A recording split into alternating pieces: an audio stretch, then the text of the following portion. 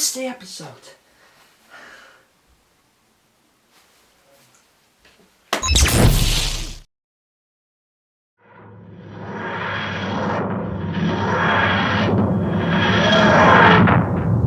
It's time. Hello ladies and gentlemen, and welcome to the Who Reviews. I'm Matt, and I'm the Who editor. That's right.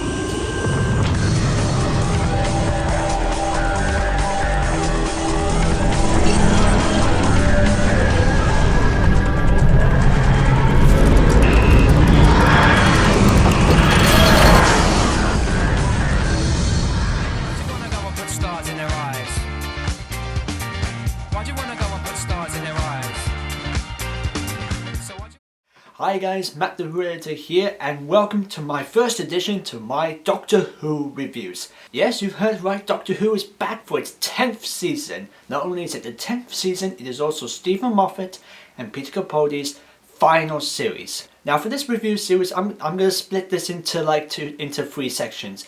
I'm going to talk about the good, I'm going to talk about the bad, and I'm going to talk about the wibbly wobbly timey wimeys, which is a mixture of good and bad stuff, but I can't really make up my mind on whether it's good or bad, so that sort of thing. So with that being said, let's kick off this series with episode 1, the pilot. Although in my opinion they should have called it Star in Her Eye. It makes more sense, doesn't it?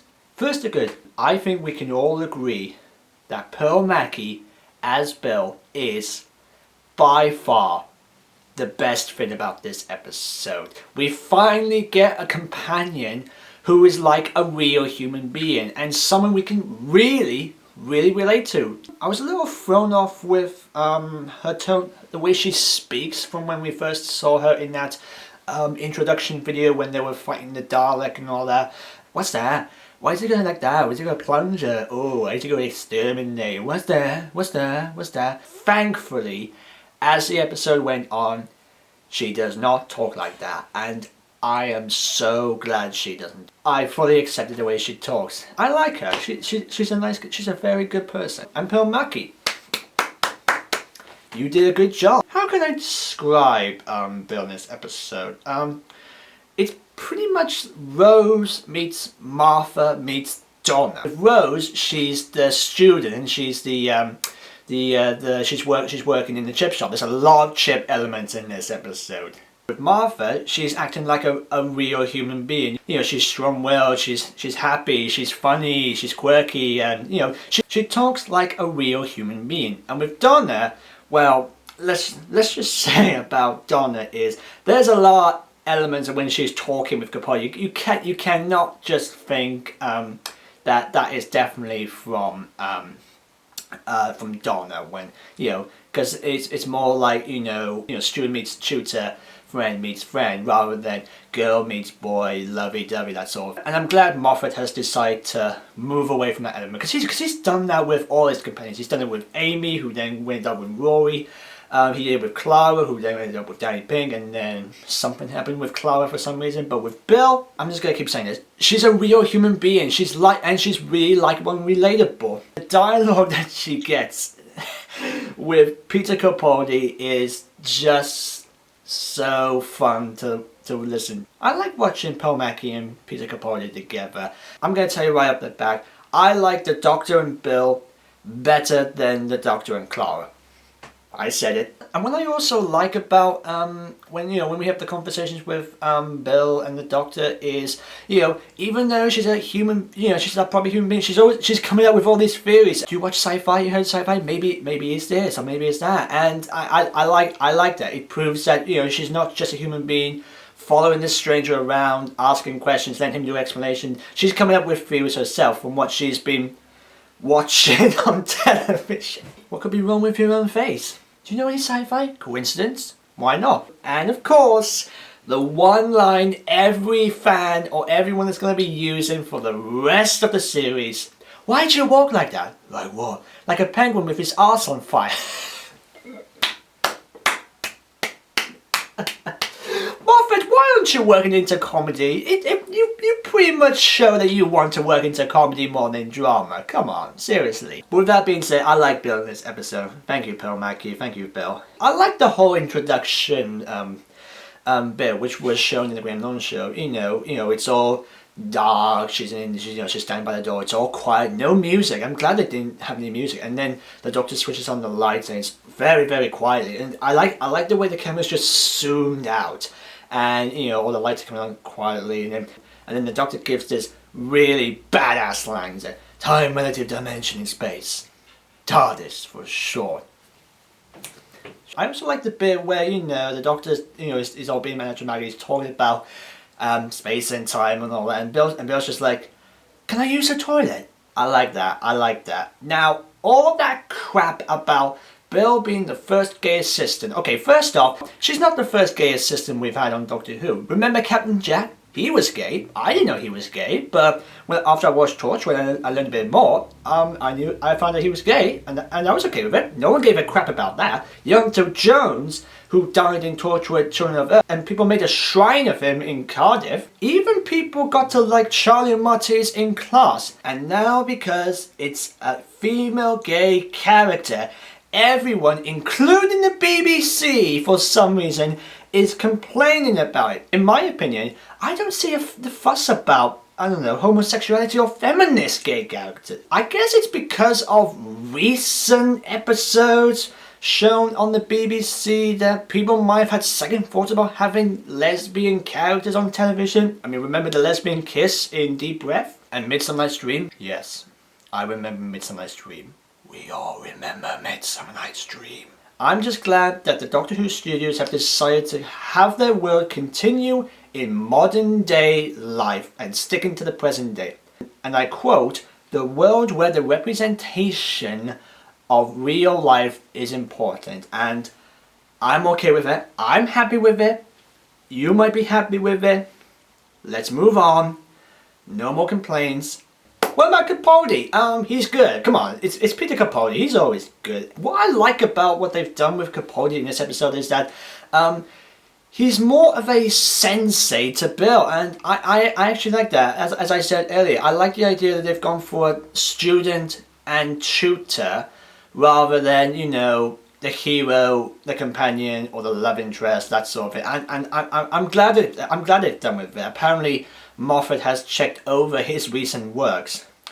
But I'll get back to that later. And as I said, I like watching the Doctor and Bill together. I even like their conversations in the classroom, where she comes in, she talks about this dinner lady. Of course, we get a glimpse of this. Yeah, we get a Christmas scene in the summer, and I actually like that Bill, for some reason, has given him a rug, and he's like, it's a rug. I haven't got you anything. And I like that. And the conversations that they have together is just so funny. Can I ask you a personal question? No. Can I anyway? Yes. Are you from space? No one's from space. I'm from another planet. I like that. That's a good line. I like that. And we only get one scene where the Doctor is teaching the students in the university, which obviously I can tell that there's two Doctor Who fans inside there. There's Caroline Light and Joe from TARDIS Archives sitting together in the room. I spotted it. Yes, I know. You tried to hide yourself, but I saw you. And of course the line which everyone's going to be sharing with me, known as time and relative dimension in space. It means life. Obviously, Capaldi has worked really, really well with what he's got in this episode. He always does it in this episode. That's what they all do. And I also like what they've done with this Doctor in this episode. He's happy to hear Bill's thoughts about what this could happen, rather than saying all these rhetorical questions or theories going on in here, rather than talking. And he basically stops to hear what Bill has to say about the situation, and I like that. And there's some moments which I like. Flask, he's taking a drop from the puddle, which doesn't go anywhere. He's examining this strange metal door, which is obviously going to be referenced in future episodes. But I think what I like about Capaldi in this episode is that even though he's the lecturer for some reason, he's got these photographs of River Song, which is obviously a screenshot from Let's Kill Hitler, and Susan, which maybe she's coming back. I'm not sure. What I also like is what he mentions earlier on in this episode about you take a photo and It lives in you, that sort of thing. I can't remember what it was. And there's occasions where he's looking at the pictures of River Song and Susan, and he's like saying, "Stop that! Shut up! Don't look at me like that! I can't do this anymore. I made a promise."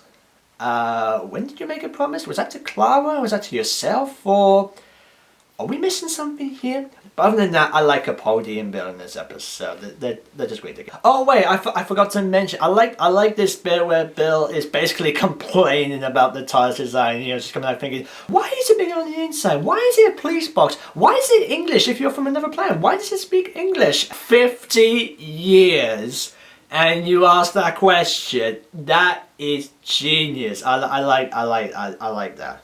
There's also this one scene where Bill is looking for this photograph and it's her real mother, and that was a very sweet moment. I think I was starting to tear up a little bit. I mean, just watching Bill's reaction to looking at all the videos, it's so touching. It's just really so touching. And we find out that the doctor took photos of her mum, which I later found out was to make her happy, let her know about her mother, because she mentions earlier on in the episode that she never knew her mother.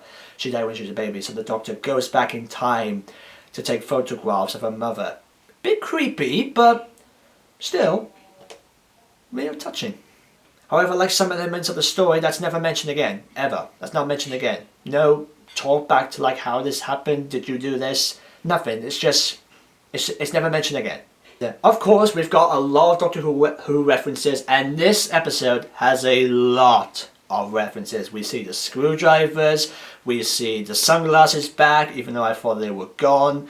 The guitar's back. Obviously, we've got the photos of River Song and Susan. Probably some other references to come, which I'll mention maybe later on in this review when I get... You'll find out why soon. However, as much as I enjoy the dialogue, there's only one bit of dialogue which I really can't stand, and that takes place before the opening credits. What do I call you? You call me the Doctor. And I was like, oh no, Moffat, don't you dare. Don't you dare. And she says, Doctor what? And then the credits come in. Oh man, Moffat, have the snowmen and the Silence of the Daleks taught you nothing? Stop using the title reference before the opening credits. It's getting old. It's getting really old, and I'm sick of it. Come on, Moffat, you can do better than that. One of the things I like about this episode is the color palette, from the dark blue lighting to the bright yellow sunshine, and I can tell from the color palette that this series is going to be different from what we've seen in any of the other series so far. And one of the things I like about this episode is the reveal at the end. It's probably one of the nicest moments in the episode. I realized never underestimate a crush. I'm like, oh man, oh that's deeper than I thought. We also get this Donna mind wipe backfire in this episode, where the Doctor is thinking to mind wipe Bill at the end of the episode, and she's like, no, I know what a mind wipe is, and this is probably the happiest moment of my life. You can't do that. And then, oh, this is what got to me. It's which says, imagine if that happened to you. And I was like, damn girl, damn. It's either a reference to what happened when you forgot about Clara, or maybe it's gonna happen again, maybe in the finale. I don't know. Probably both. The music, Morigo, better, love it. I love the episode. Even though we've got the Am I a Good Man theme song going around here, we've also got some new musical elements, and they've given it a sort of new element of music inside, rather than the usual music we've got in Doctor Who. I think my favourite music piece is when the Doctor invites Bill to travel with him in the TARDIS at the end, and I just love that music piece when the TARDIS door opens and the music is playing, and I don't know, I just like it. So that's the good. Now the bad. Brace yourselves. Okay, first off, Stephanie Hyam is a good actress. I mean, when she's the character Heather, I like her. I enjoy her. She's fun to watch. I mean, she did a good job as Heather, and I loved watching her scenes with her and Bill. But here's the problem. For what Stephen Moffat was trying to go for in this episode, it was completely forced or rushed. Okay, when we first see Heather, she's the girl who's got the star in her eye, which obviously makes more sense to the title. I mean, why is it called a pilot? She wants to get away from life, and then she's immediately taken over like that. She's just straight away. And when it comes to the big reveal of what is going on with this episode, the reason it didn't fully work for me is because there was no full backstory on Heather. I don't understand her character. She's a human, but she immediately becomes possessed by this strange puddle. That's it. Nothing else. She just ran into this puddle just because. She's taken over just because. However, I did like the way she's, you know, when we first see her possessed, she's gliding like a ghost in the sun. I like that. And I just thought, oh god, that's scary. That's creepy to see what I'm doing. Just moving very slowly like that. She's just very slowly. But that is completely ruined by, I'm guessing, Stephen Moffat just cannot stop using it. The talk back. He's done it in so many episodes. You know, where you see this person and then they talk back, and it's obviously something wrong with this episode, and I hate it when they do the talk back. I know you're trying to scare us, but we know she's possessed. We know it's a bad thing. We know it's not her. Stop doing it. It's really getting old. I was with the whole pilot thing. Find out in this puddle that there was this voice saying, "Pilot located. Link is established." Where did the voice come from? Where did the water come from? I mean, I know it said it's some sort of oil leak from the ship that happened to land in this specific area a while ago. But where did the ship come from? How does the puddle work? What is with the pilot thing? Why does it need a pilot? Intelligent oil? Give me a break. And Heather being poured into this, I really didn't care about. Heather saw something she needed, which is to leave for some reason. We still don't know about it. The puddle found the passenger. The puddle found the passenger. Single teardrop, alone in the teardrop. It found the pilot, so it eats Heather. Oh, my brain, my brain. And you know the whole bit, when they're going back to back, and then everywhere they go, there's always one puddle there. And for some reason, Bill still walks that puddle. Bill, move away from the puddle! For some reason she just gets closer and closer, and then she sees Heather's face just slowly popping up, which I have to admit, that was really, really creepy. And Bill just stares at her. She just stares. She doesn't like back up or say, "Doctor, she's back here, she's back here." She just stares at it for some reason. Bill, Heather's been possessed. Move away from the puddle! Maybe this scenario could have worked a lot better if it was explained or executed properly. Or if it was meant to be one of those heartbreaking stories, especially for Bill,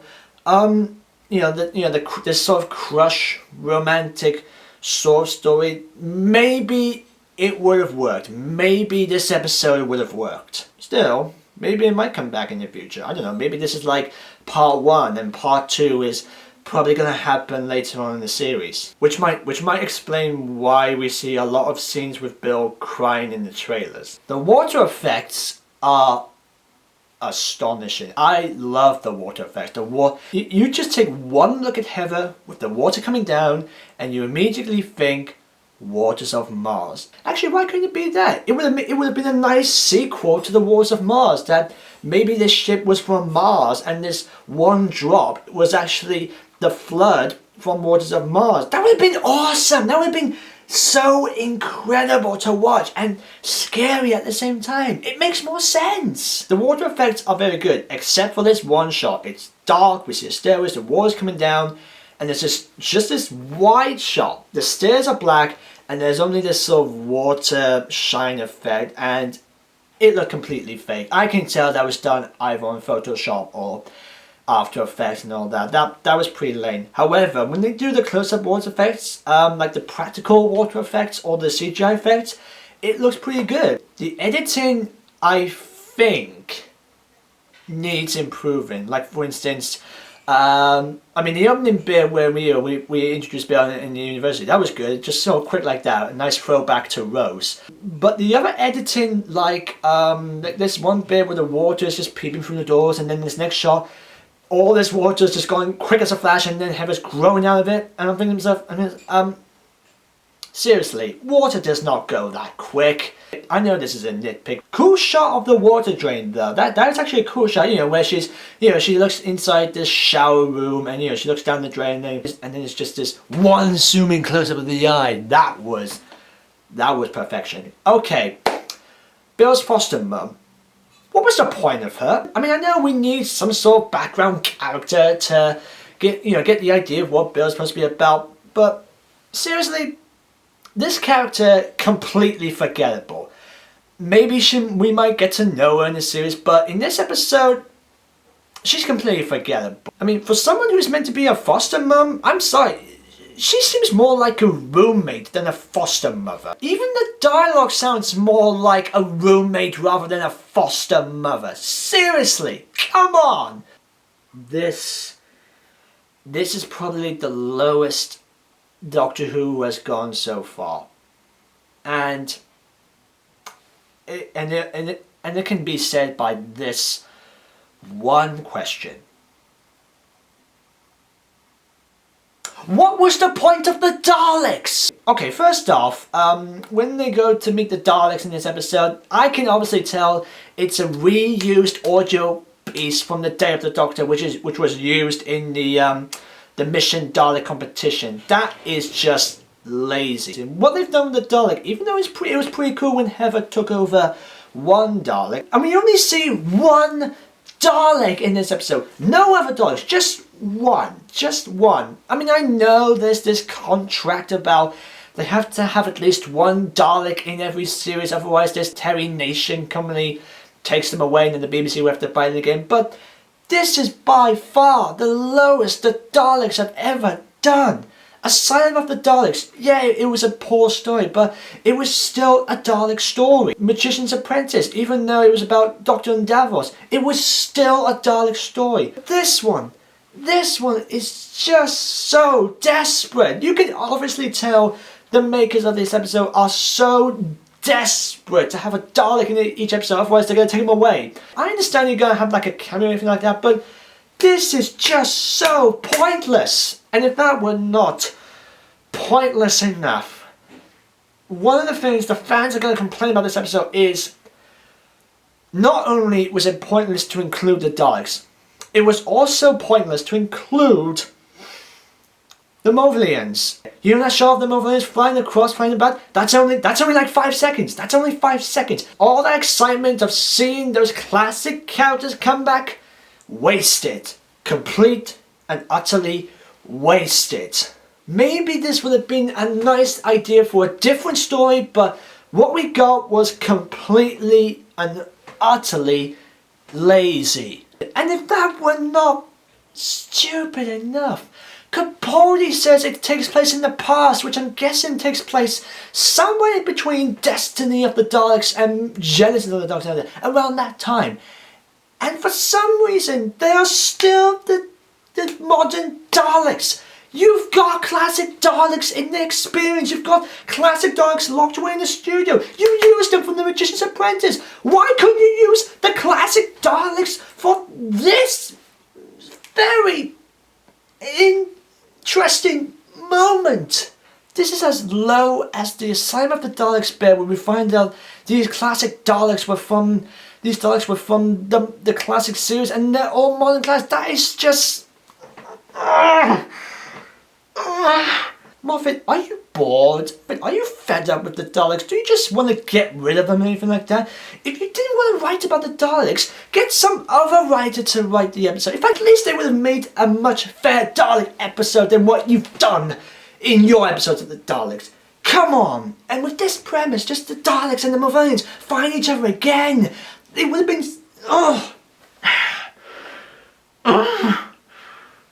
Either Moffat is fed up of the Daleks, or he's stealing fans' ideas. That is not a good sign. That is just not good. That is not good. I'm sorry. I'm sorry, Moffat. This is the lowest that you've done.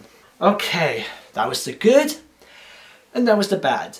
Now the wibbly wobbly and the timey wimey. Now Adele, Matt Lucas, why are you here? I understand that you're meant to be the doctor's assistant, and you're meant to, I don't know, talk to Bill about what's happened, but since this episode is centered on Doctor and Bill, then, well, you're not really needed. However, as small as his appearance in this episode was, Matt Lucas, bless you, has managed to make it worth it. Even though he wasn't given much to do, he is still fun to watch. When we first see him, he's walking like a robot, and I thought that was going to be one of the jokes of this episode. I thought it was going to be a joke to like maybe distract the kids. Maybe he was supposed to pretend to be a student project made by the Doctor, to be this sort of humanoid android, which is why, you know, we got the but then when I thought about the husbands of River Song, and we found, you know, why found out that the Doctor has taken his head from Hydra Flax, he's put him on this android body, it makes more sense. I also like the scenes where he's working with Bill and the Doctor in the episodes, and the lines he's done, like, yo, human alert, human alert. Oh, I'd wait for a while. Hey, we got there. Hey, banter. You'll go. You know, you can be silly sometimes, can you? Can you? Even though Matt Lucas, you know, he's a funny guy, and I enjoy watching him in wherever he's in. Even though he makes all these wacky, silly jokes, he does have his sort of sarcastic moments, and I like what they've done with Naruto. But other than that, he's not really needed for this story. I mean, if you're gonna have another companion, at least give a reason for him to be there. I understand in Husbands of River Song because, well, he was a supporting character. And in Return of Dr. Mysterio, which he was pretty much the best thing about the episode in my opinion, he's supposed to be an assistant to the Doctor. But in this episode, he's just there. He's just there for some reason. Or maybe he's there to guard these metal Gallifreyan doors which are taking place underneath the underneath the university. I was like, oh shit, come on, Moffat. I know you like to leave things a mystery, but if it doesn't happen, then you have lost your touch. I'm guessing that Doctor and Nardo are either breaking into something, or they're securing something which is inside. Maybe the doors contain those monks. You know those scary monks in the episode? Maybe it contains them. He calls it the Vault, which I'm guessing is either ships, or Gallifreyan beings, maybe? Or is it you-know-who? However, just a little nitpick. If they are basically guarding wherever it is, when they are being chased by Heather, and they move away from the TARDIS, they left the lock open just for someone to break in to touch it. I mean, that's just a little nitpick, but I'm just saying. Not a problem, just a little nitpick. The quick edit scenes, they were fine for what they were. I actually liked the Australia scene, even though them being in Australia was completely out of place. There was no reason for them to be in Australia, even though he's basically on green screen. I can obviously tell he's on green screen. Hey, I'm on green screen, but I'm pretending to be in Australia. It looks real. But I did like the bit where, you know, they're having a talk in the toilet, and Bill is basically draining her face with water after traveling the TARDIS. I like that. That's a nice touch for a new companion. The planet, which I thought was going to be the main location for this episode, which is basically obviously set in a quarry, but with these purple leaves and the lemon skies. Even though it's set in a quarry, it's a nice design. I like that. But like other aspects of the episode, it's just there because I think it's pretty obvious this series is going to center mostly around the university. And wherever the Doctor is guarding in the door is obviously going to bite him in the ass in his final episode. So, but still, I'm looking forward to that. And now the conclusion. Episode 1, the pilot, for an introduction episode to Bill, it's definitely paid off. Bill is obviously the best part of the episode. There's a lot of relatable and believable relationships in this episode. It has some potential moments which I think would have made the episode much better, but of course the plot is an absolute mess. Other than that, I like this episode. I think it's passable, so therefore I'm going to give this episode 6 out of 10. Thank you so much for watching this video. If you'd like to see more of my videos, be sure to subscribe to my channel. Be sure to leave a comment below, like and share this video, and if you have seen the episode, What did you think about it? Thank you guys for watching, and I'll see you next time. Let's ride.